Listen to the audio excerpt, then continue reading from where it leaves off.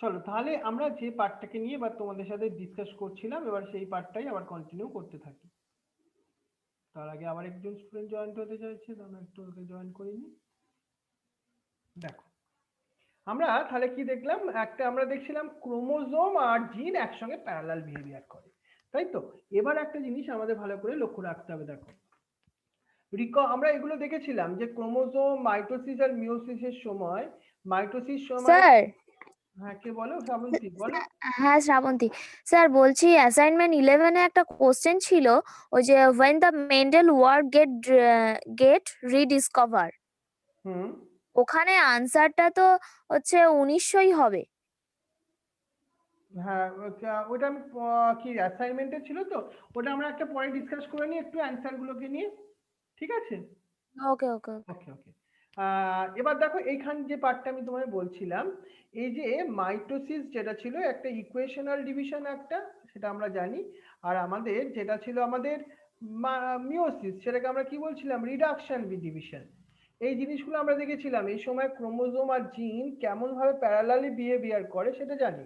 কিন্তু এই যে টু অ্যালিলস এর ক্ষেত্রে দেখো, টু অ্যালিলস যদি হয়, যেমন ক্যাপিটাল টি ভাবো, এর ক্ষেত্রে এ জিন of a gene are located in the homologous site of the homologous chromosome. মানে মনে করো তোমাকে যদি এরকম একটা হোমোলোগাস দুটো ক্রোমোসোম আমরা আঁকি পাশাপাশি, তারপরে আমরা কি দেখতে পাবো? ওই হোমোলোগাস ক্রোমোসোমের পার্টিকুলার সাইটেই কিন্তু দুটো জিন প্রেজেন্ট থাকে। জিন মানে দুটো অ্যালিলসও বলতে পারি আমরা, এটা আমাদের মাথায় রাখতে হবে। তারপর চলে আসি আমরা, দেখো এই দেখো এইখানে আমাদের একটা ছবি দিয়েছি। দেখো মিওসিসের সময় কি হয়, মিওসিসের G1 G2, মিওসিস 1 এ অ্যানাফেজ সময় তারা একসঙ্গে এরকম কাছাকাছি আসে। মিওসিস 2 তে দেখো এইভাবে ওরা সেপারেশন হয়, তারপর জার্ম সেল যখন হয় তখন ক্রোমোসোম নাম্বারটা এটা তোমার কি হয়ে যায়, এটা কমে যায়। তাই এটাকে আমরা কি বলছি? রিডাকশনাল ডিভিশন বা হ্রাস বিভাজন বলি বাংলাতে আমরা, তাই তো। এবার দেখো আমরা পরেরটায় আসি। এইখানটা এই ডিফারেন্সিয়েশনটা ভালোভাবে মাথায় রাখো যে বিহেভিয়ার অফ ক্রোমোজোম আর এই জিনের মধ্যে ডিফারেন্সটা কি। আর অলওয়েজ মনে রাখবো আমরা ক্রোমোজোম আর এর মধ্যে ডিফারেন্সটা, ক্রোমোজোমটা পেয়ার ফর্মে থাকে, জিনগুলোও পেয়ার ফর্মে থাকে। এরা সেগ্রিগেট হয় at the time of gamete formation, ক্রোমোজোমগুলো জিনগুলো তাই সেগ্রিগেট হয় গ্যামেট ফর্মেশনের সময়। Independent pair segregate independent to each other, আর ওয়ান পেয়ার সেগ্রিগেট এখানেও ইন্ডিপেন্ডেন্টলি টু ইচ আদার। এইটা আমাদের জিন আর ক্রোমোসোম যে প্যারালালি বিহেভ করে, এটা আমরা কিছুটা এখান থেকে বুঝতে পারছি। বুঝে গেছে? এই ব্যাপারটাই তোমাদের দেখো বাংলায় দেওয়া আছে। এবার আমরা আসি, দেখো এবার আমরা অ্যানাফেজ অফ দ্য মিওসিস 1, আমরা মিওসিসের কোন দশাটার কথা বলছি? অ্যানাফেজ পার্টটার মধ্যে। এখানে two chromosome pair can align at the metaphasic plate. তার আগে অ্যানাফেজের আগে কি থাকে? মেটাফেজ থাকে। এখানে ক্রোমোজোম গুলো একটা মিডিল রিজিয়নে থাকে, মাঝামাঝি থাকে। তারপরেই তারা সেপারেট হয়ে কি হয়, দুটো তোমার অপোজিট পোলের দিকে মাইগ্রেট করতে থাকে। তারপরেই না ফোর হ্যাপ্লয়েড কন্টেনিং তোমার সেল তৈরি করে, তাই তো। এবার আমরা আর একটা জিনিস দেখবো এখান থেকে, দেখো সেটা হচ্ছে এই স্ট্রাকচারটার কথা বলছিলাম। দেখো এখানে মিওসিস ইন দ্য অ্যানাফেজের সময় এই ধরনের ঘটনাটা ঘটছিল। এখানে মিওসিস অফ দ্য অ্যানাফেজ, এখানেও তাই ব্যাপারটার মধ্যে। এখান থেকে জার্ম সেল তৈরি হচ্ছিল, তখন দেখো এই দেখো four haploid containing germ sell তৈরি হয়ে যায়। এই ছবিটা সেটাই বলে। এখানে মিওসিস 1 অ্যানাফেজের ছবি এখানে দেওয়া আছে। ক্লিয়ার ব্যাপারটা? তারপরে এখানে দেখো এখান থেকে আবার একটা ভালো কোশ্চেন আসছে, আবার সেই সায়েন্টিস্টের নাম দিয়েই কোশ্চেন আমাদের মেডিকেলের জন্য মনে রাখতে হবে। এই সুটান অ্যান্ড বোভরি এই যে সায়েন্টিস্ট দেখো argued that the pairing of separation of a pair of chromosome would lead to segregation of pair of factor they are carried। মানে এই ফ্যাক্টরস গুলো কোথায় প্রেজেন্ট থাকে? ক্রোমোজোমের মধ্যে প্রেজেন্ট থাকে, তারাও সেগ্রিগেশনের সময় আলাদা হয়ে যায়। এবার এই সুটানের নলেজের ওপর বেস করে সুটান যে United the knowledge of chromosomal segregation with Mendelian principal. তাহলে সুটান এবার দুটো কাজ করলো, দেখো কি কি দুটো কাজ। একটা হচ্ছে ক্রোমোজোমাল সেগ্রিগেশন, আর তার সঙ্গে মেন্ডেলিয়ান প্রিন্সিপাল, দুটোকে উনি এক করে দিলেন। এক করে তৈরি হলো একটা নতুন থিওরি, তার নাম ক্রোমোজোমাল থিওরি অফ ইনহেরিটেন্স। এখান থেকে এনইটির কেমন কোশ্চেন আসবে? ক্রোমোসোমাল থিওরি অফ ইনহেরিটেন্স এর মধ্যে মেইনলি দুটো পার্ট আছে, সেগুলো কি কি সেটাই কোশ্চেন আসার জায়গায় থাকলো। একটা হচ্ছে কি ক্রোমোসোমাল সেগ্রিগেশন, আর একটা কি থাকলো মেন্ডেলিয়ান প্রিন্সিপাল। এই দুটোর কম্বিনেশন ইকুয়াল দিয়ে আমরা কি বুঝলাম, ক্রোমোসোমাল থিওরি অফ ইনহেরিটেন্স। কিন্তু এবার আবার একজন সায়েন্টিস্টের নাম বলছি, দেখো এটা ভেরি ইম্পর্টেন্ট। কিন্তু এই যে সুটান এন্ড বোভরি, এদের পুরো ব্যাপারটা ছিল থিওরিটিক্যাল, কিন্তু সায়েন্সে কি দরকার, এক্সপেরিমেন্টাল ভেরিফিকেশন দরকার। মানে তোমাকে পরীক্ষাকরণ ভাবে প্রুফ করে দেখাতে হবে, থিওরিটিক্যালি করলে হবে না শুধুমাত্র। তাহলে এবার একজন সায়েন্টিস্টের নাম বলি, উনি এইসব আইডিয়াকে নিয়ে, দেখো এই যে ক্রোমোসোমাল থিওরি অফ ইনহেরিটেন্স কে নিয়ে উনি এক্সপেরিমেন্টালি প্রুফ করে দেখালেন। কি সেই বিজ্ঞানীর নাম, থমাস হান্ট মর্গ্যান। শুধু একা নয়, তার কলিগরাও ছিল এর সঙ্গে। ভেরি ইম্পর্টেন্ট, আরেকটা এমসিকিউ এলো, chromosomal theory of inheritance A experimental verification, Morgan কোন সায়েন্টিস্ট, পরীক্ষা আসছিল মনে হয় এবার। রাইট, একদম এটা মনে রাখতে হবে। এবার এখান থেকে যখনই থমাস হান্ট মর্গ্যান এই ব্যাপারটা উনি বললেন, ক্রোমোসোমাল থিওরি অফ ইনহেরিটেন্স এর এক্সপেরিমেন্ট ভেরিফিকেশন, তার সঙ্গে সঙ্গেই আরো অনেকগুলো দেখো বেসিস, এই যে basis of the variation of the sexual reproduction of the produce, এই যে সেক্সুয়াল রিপ্রোডাকশন মানে যৌন জননে, মানে যে ভ্যারিয়েশন তৈরি হয় তার মেন কারণটা কি, তার মেন বেসিসটা কি, সেটাও কিন্তু ডিসকভার করা গেল এই মর্গ্যানের কনসেপ্টটা থেকে। এটাও কিন্তু তোমাদের এই কোশ্চেনটা ভালো করে মাথায় রাখবে। এই তত্ত্ব যাচাইকরণের ফলে যৌন জননের ফলে উদ্ভূত প্রকরণের ভিত্তি আবিষ্কারের পথ সুগম হয়েছিল, এটা বাংলায় যেটা মানে এটা দাঁড়াচ্ছে। এটা ক্লিয়ার ব্যাপারটা, এটা ভেরি ভেরি ইম্পর্টেন্ট দিক কিন্তু আমরা কোশ্চেন পেয়ে গেলাম। থমাস হান্ট মর্গ্যান এন্ড সুটেন বোভরি, এই সায়েন্টিস্টদের নাম ওয়াইজ আমাদের মেডিকেলে কোশ্চেন আসবে, দুজন সায়েন্টিস্টের নাম মাথায় রাখতে হবে খুব ভালো করে। এবার মর্গ্যান তো কাজ করলেন, এক্সপেরিমেন্ট করছিলেন, কিন্তু কার উপর এক্সপেরিমেন্ট করলেন, তিনি একটা খুব টাইনি, রাইট একদম টাইনি ফ্রুট ফ্লাই, মানে ছোট্ট ফল মাছি বলে এটাকে বাংলায়। দ্যাট ইজ তার সায়েন্টিফিক নেম কি, ড্রোসোফিলা মেলানোগাস্টার। এবার ভালোভাবে এটা মাথায় রাখতে হবে, উনি এই ড্রোসোফিলা মেলানোগাস্টারকে নিয়ে কেন কাজ করছিলেন, আর কিছু কি পেলেন না, কেন ড্রোসোফিলা মেলানোগাস্টারের কি কোয়ালিটি আছে ফর জেনেটিক্যাল স্টাডি করবার জন্য।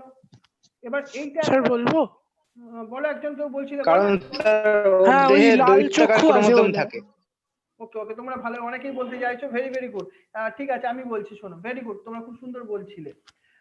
কিন্তু তোমরা যেগুলো বলছিলে সেগুলো এনইটির কোশ্চেনে কেমন করে আসবে দেখো, আমি সেটা বলছি। দেখো ফার্স্ট এই রিজনটা আমি তোমাকে বলছি, এই যে ড্রোসোফিলা মাছিগুলো মানে ফ্লাইজ গুলো, তাকে তুমি সিম্পল সিনথেটিক একটা মিডিয়ামে ল্যাবরেটরিতে গ্রো করতে পারো, সিম্পল সিনথেটিক মিডিয়াম, খুব কিছু কস্টলিও কিছু মিডিয়াম নয়। এটা এক নম্বর কারণ। সেকেন্ড কি কারণ, তোমার এমসিকিউ এর সেকেন্ড অপশনে দেবে, they complete their life cycle about 2 week, 2 সপ্তাহের মধ্যে তাদের পুরো জীবনকাল মানে লাইফ সাইকেল এটাকে সে কমপ্লিট করে নেয়। এতে কি হবে, কোনো একটা জেনেটিক্যাল যদি ভ্যারিয়েশন আসে, তুমি 2 উইক অপেক্ষা করলেই তুমি সেটাকে জানতে পারবে, কারণ নিউ প্রোজেনি তৈরি হবে, তাই না? এই জন্য 2 উইকস কথাটা আমরা মাথায় রাখবো। আর একটা ইম্পর্টেন্ট 3 নম্বর পয়েন্ট এমসিকিউ দেওয়া যেতে পারে, হোয়াই মর্গ্যান সিলেক্ট ড্রোসোফিলা। 3 নম্বর কারণ কি, single matting could produce the large number of progeny files, মানে একবার যদি ওই ড্রোসোফিলা মাছিগুলো সেক্সুয়াল রিপ্রোডাকশন করে, তারা অনেক লার্জ নাম্বারে তাদের প্রোজেনি মানে অফস্প্রিং তৈরি করে। আমরা অনেক মাছি পেয়ে গেলে কি হবে, আমাদের কাজ করতে সুবিধা হবে। আর একটা কারণ, এটা কিন্তু ভেরি ভেরি ইম্পর্টেন্ট কারণ, there was a clear differentiation of the sex.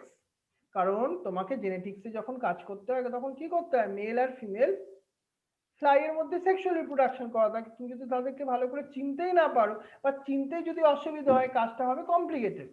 কিন্তু এইখানে ব্যাপারটা খুব ইজি হয়, ড্রোসোফিলার তুমি মেল এন্ড ফিমেল ফ্লাইকে ইজিলি ডিস্টিংগুইশ করতে পারবে, কোনটা মেল মাছি বা কোনটা ফিমেল মাছি, female flies you can detect very easily. Also আরেকটা কারণ বলি, এটাও very important. There has the many type of hereditary variation that can be seen with the low power microscope. ওই যে তোমরা বলছিলে না রেড আই, ভেরি ইম্পর্টেন্ট কথাগুলো, সেইগুলোকে তুমি একটা লো পাওয়ার মাইক্রোস্কোপ, হাইফাই মাইক্রোস্কোপ দরকার নেই, লো পাওয়ার মাইক্রোস্কোপে তুমি ওই ধরনের ক্যারেক্টার গুলো অবজার্ভ করতে পারো, মানে ফেনোটাইপিক ক্যারেক্টার গুলোকে তুমি অবজার্ভ করতে পারো লো পাওয়ার মাইক্রোস্কোপে ইন ড্রোসোফিলার মধ্যে। এইগুলো হচ্ছে তোমার ডিফারেন্ট রিজন, রাইট? এইগুলো তুমি মেল আর ফিমেল আলটিমেটলি দেখো, তুমি দেখতেই পাচ্ছ যেটা এ পিকচার সেটা হচ্ছে মেল, ফিমেল গুলো দেখো ছোট ছোট হয়ে গেছে, আর ফিমেলের সাইজটা একটু বড় বড় একটু সাইজ, এটা আমাদের মাথায় রাখতে হবে। এবার আমাদের একটা নতুন কনসেপ্ট নিয়ে আমরা কাজ করতে চাই, চলো সেটাকে আমি বলছি লিঙ্কেজ অ্যান্ড রিকম্বিনেশন। এইখানটা একটা ভেরি ইম্পর্টেন্ট টপিক আসছে আমাদের এখান, এই টপিকটা একটু না বুঝতে হবে। ক্লাস 11 এর সঙ্গে 12 এর এই ব্যাপারটাই ডিফারেন্ট, ক্লাস 12 একটু বুঝে বুঝে পড়তে হবে আমাদেরকে। দেখো প্রথম কি বলি, আমাদের তাহলে নতুন টপিক লিঙ্কেজ আর রিকম্বিনেশন। কি হচ্ছে এখানে লিঙ্কেজ রিকম্বিনেশনে? মর্গ্যান কি করলেন, carried out several dihybrid cross in Drosophila to study the genes were sex linked. কিন্তু মেন্ডেল মর্গ্যান কাজ করছিলেন কিসের জন্য বলতো? ডাইহাইব্রিড ক্রস করছিলেন ঠিকই, কার উপর? ড্রোসোফিলার উপর। কিন্তু কিসের স্টাডি করার জন্য? এটা এমসিকিউ এর কোশ্চেন। কিসের জন্য? Study the genes that were sex linked. Sex link কথাটা মানে বোঝা গেল না, কি ব্যাপার? সেক্স লিঙ্ক মানে আমাদের একটা সেক্স ক্রোমোজোম থাকে, সেক্স ক্রোমোজোমের সঙ্গে লিঙ্কড কন্ডিশনে অনেকগুলো জিন থাকে, সেই জিনগুলোকে স্টাডি করবার জন্য মর্গ্যান এক্সপেরিমেন্ট করছিল। সব জিনকে নিয়ে কথা বলা হচ্ছে না এখানে, সেক্স ক্রোমোজোমের সঙ্গে অ্যাটাচ করা লিঙ্গ সংযোজিত জিন, একদম মানে সেক্স মানে লিঙ্গ এসে গেল, রাইট, ভেরি গুড। এবার উনি তো ক্রস করছিলেন, the cross were similar to dihybrid cross, যেটা মেন্ডেলও করেছিলেন। মেন্ডেল করেছিলেন পি প্ল্যান্টের ওপর, তার পরবর্তীকালে জুনিয়র একজন সায়েন্টিস্ট মর্গ্যান করলেন ড্রোসোফিলার ওপর। বোঝা গেল ব্যাপারটা। কিন্তু এখানে একটা গন্ডগোল হলো, মর্গ্যান হাইব্রিডাইজড করলো সেই yellow bodies white eyed female. তাহলে আমাদের ভালো করে বুঝে নাও, আমাদের ফিমেল তার দুটো ক্যারেক্টার নেওয়া হলো। আমাদের ফিমেল মানে আমাদের মেয়ে, মানে ফিমেল মাছিটার কথা বলছি, ফিমেল ড্রোসোফিলার কথা বলছি। ফিমেলের কি আছে? Yellow bodies and white eyed female. তার সঙ্গে আমাদের ছেলের মানে ছেলে মাছির ক্যারেক্টার কি? ব্রাউন বডিজ আর রেড আইড মেল। এদের দুজনের মধ্যে ক্রস করিয়ে দেওয়া হলো, ক্রস করিয়ে F1 পাওয়া গেল। তারপরে F1 গুলোকে ক্রস করিয়ে আমরা F2 পেলাম। কিন্তু এখানে একটা গন্ডগোল হলো জানো তো, ডাইহাইব্রিড ক্রস করে মেন্ডেল কি পেয়েছিল? 9:3:3:1 রেশিওতে রেজাল্ট, কিন্তু এখানে ওই রেজাল্ট এলো না। তাহলে F2 ratio derived the very significantly, মানে মেন্ডেলের 9:3:3:1 রেশিও থেকে মর্গ্যানের এক্সপেরিমেন্টের রেজাল্ট এলো একটু ভিন্ন, একটু ডিফারেন্ট। তখনই একটা এই কারণটাকে অনুসন্ধান করার দরকার হলো, কেন এর ভেতর কি কারণ আছে, রাইট? তাহলে আমরা কি দেখলাম, এখানে পূর্ণভাবে 9:3:3:1 থেকে বিচ্যুতি হয়ে গেল, মানে ডিফারেন্ট রেজাল্ট পেলাম আমরা। মর্গ্যান একা একা কাজ করতো না, দেখো মর্গ্যানের সঙ্গে তার সবসময় তার কলিগসরা কাজ করতো। হ্যাঁ, and his group knew that the genes were located on the X chromosome. X chromosome ব্যাপারটা এবার একটুখানি ব্যাপারটা বোঝার আছে। দেখো মানে এই যে মর্গ্যানের সময় ওই তার কলিগসটা বললো যে এই এক্স ক্রোমোজোম বলে একটা জিনিস আছে, তার মধ্যে কিছু জিনস আছে, and two genes in a dihybrid cross were situated in the same chromosome. দুটো জিন, আমরা ডাইহাইব্রিড মানে দুই, মানে দুটো ক্যারেক্টার মানে দুটো জিন, তারা কোথায় অবস্থান করে, জিনগুলো কোথায় পজিশনে থাকে? সেম ক্রোমোজোমের মধ্যে। এটা ভেরি ইম্পর্টেন্ট, সেম ক্রোমোজোমের মধ্যে দুটো জিন, দুটো ডিফারেন্ট ক্রোমোজোমের মধ্যে জিনের কথা বলছি না। The proportion of the parental gene combination were much more higher than the non-parental type. মানে কি ব্যাপারটা একটু ইজি করে বলতে গেলে কি বলতে হয়, বাবু তোমার বাবার মনে করো সাপোজ ব্ল্যাক হেয়ার এবং উনি ফর্সা ফেয়ার, তাই তো? এবার তোমার মায়ের ক্যারেক্টার কি? তোমার মায়ের ক্যারেক্টার ভাবো ব্রাউন হেয়ার, রাইট? এটা একটা ক্যারেক্টার, আর মনে করো ব্ল্যাক বডি। এবার দেখা গেল অফস্প্রিং হয়েছে, মানে তুমি তৈরি হয়েছো, তোমার মধ্যে একটা তোমার পেরেন্টাল ক্যারেক্টার, মানে তোমার বাবা মায়ের ক্যারেক্টারটা তোমার মধ্যে সেম কপি পেস্ট হয়েছে। তোমার বাবার মধ্যে কি দেখলাম আমরা, কি ক্যারেক্টার বললাম বাবার মধ্যে, একজন বলো একবার, কি বললাম বাবার মধ্যে, একজন কেউ fair Black- and black black hair. hair. Right, মানে ব্ল্যাক হেয়ার থাকবে এবং ফর্সা হবে, ফেয়ার হবে, Fair. ফেয়ার ফর্সা হবে। এই ক্যারেক্টারটা যদি সেম বাচ্চার মধ্যে থাকে তখন তাকে আমরা বলবো পেরেন্টাল ক্যারেক্টারই পেয়েছি আমরা। কিন্তু দেখা গেল এখানে হলো কি, মনে করো সে ফেয়ার হলো কিন্তু তার মধ্যে মানে ফর্সা হলো কিন্তু তার মধ্যে ব্রাউন হেয়ার চলে এলো, এটা তার কোনো পেরেন্টের ক্যারেক্টার ছিল না, এখানে একটা যেন কম্বিনেশন হয়ে গেল, কিরকম একটা ওলট পালট গেল। এই ক্যারেক্টারটাকে আমরা বলছি নন পেরেন্টাল ক্যারেক্টার। মর্গ্যান এবার কি করলো, অ্যাট্রিবিউট দা, এই যে কারণটাকে উনি ফাইন্ড আউট করলো কিসের হিসাবে, physical association or the linkage of the two genes, coined the term the linkage. Linkage মানে মনে করো মেনলি যে কোনো একটা ক্রোমোজোম, সেক্স ক্রোমোজোম হতে পারে, তার মধ্যে প্রেজেন্ট থাকা দুটো জিন, তাদের যে অ্যাসোসিয়েশন সেটাকে আমরা লিঙ্কেজ বলছি। describe the physical association of the gene on a chromosome, মানে একটা ক্রোমোজোমের মধ্যে কোথায় জিনগুলো প্রেজেন্ট থাকে। ভাবো এখানে একটা জিন প্রেজেন্ট আছে, এখানে আর একটা জিন প্রেজেন্ট আছে, কিন্তু ওরা সেম ক্রোমোজোমের মধ্যে প্রেজেন্ট আছে। এটার সঙ্গে সঙ্গে আর একটা নতুন টার্ম নিয়েও কথা হলো, যেটা হচ্ছে রিকম্বিনেশন। এই কথাটা আমরা আগে শুনেছিলাম, কখন, যখন মিওসিস সেল ডিভিশন হয় তখন কি হয়, দুটো হোমোলোগাস ক্রোমোজোমের মধ্যে রিকম্বিনেশন হয়, মানে এর কিছুটা জিন আর একটা অন্য জিনে চলে যায়, অন্য ক্রোমোজোমে চলে যায়, এটাই তো রিকম্বিনেশন। এবার মেন্ডেল আলটিমেটলি একটা কনক্লুশন দিচ্ছেন, দেখো, Morgan and his group found that the even when the genes were grouped on a same chromosome, মানে একটা ভাবো এই যে সেম ক্রোমোজোম আমরা দেখলাম, একটা সেম ক্রোমোজোম এরকম, তার মধ্যে এরকম জিনগুলো প্রেজেন্ট থাকবে, সাপোজ এটা এ জিন, এটা বি জিন, এরকম সেম ক্রোমোজোমের মধ্যে। এবার এই এ আর জি বি জিন এর যদি টাইটলি মানে একদম কাছাকাছি থাকে, টাইটলি লিঙ্কড করে থাকে, দুটো কন্ডিশন হতে পারে, এ আর বি জিন দেখো খুব টাইটলি লিঙ্কড করে আছে, কিন্তু যদি আমি এ আর সি জিনের কথা বলি, সি জিনটা ভাবো এখানে আছে, তার সঙ্গে কিন্তু এ আর সি এর যদি আমরা একটা ফিজিক্যাল অ্যাসোসিয়েশনের কথা বলি, তাদের অনেক ডিস্টেন্স আছে, রাইট?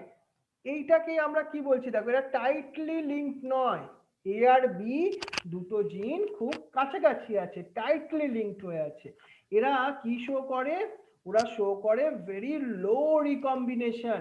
অর্থাৎ কি, দেখো আমরা মিয়োসিসের সময় কি জানি, কিছুটা মনে করো ক্রোমোজোমের পার্ট কেটে গিয়ে অন্য একটা ক্রোমোজোমের সঙ্গে অ্যাটাচ হয়ে যায়, ওই ক্রোমোজোমের মধ্যে যে জিনগুলো ছিল সেটাও তো কেটে বেরিয়ে যায়। এবার এ আর বি নিশ্চয়ই একসঙ্গে যেহেতু কাছাকাছি থাকে, তাদের কেটে গিয়ে অন্য আর একটা ক্রোমোজোমের সঙ্গে অ্যাটাচমেন্ট হওয়ার সুযোগ অনেক বেশি কম্পেয়ার টু এ আর সি এর সঙ্গে, কারণ এ আর সি এর মধ্যে দূরত্বটা বেশি। বুঝে গেছে? তাহলে মনে করো যেসব জিনগুলো খুব টাইটলি লিঙ্ক থাকে তাদের মধ্যে লো রিকম্বিনেশন হয়, এটাকে আমরা কমপ্লিট লিঙ্কেজ বলবো, আর যেখানে লুজলি লিঙ্কেজ থাকে তাদের আমরা বলবো হাইলি রিকম্বিনেশন। বুঝতে পারছো ব্যাপারটা? চলো এবার আমি তোমাকে একটা ভিডিও দেখাই, তাহলে তোমার একটু ক্লিয়ার হবে জিনিসটা। নাও তো একটা ওকে ওকে, চলো আমরা দেখি, আমি তোমাকে একটু কমপ্লিট লিঙ্কেজের ব্যাপারটা একবার দেখাই একটু, দেখো তোমার একটু ইজি হয়ে যাবে।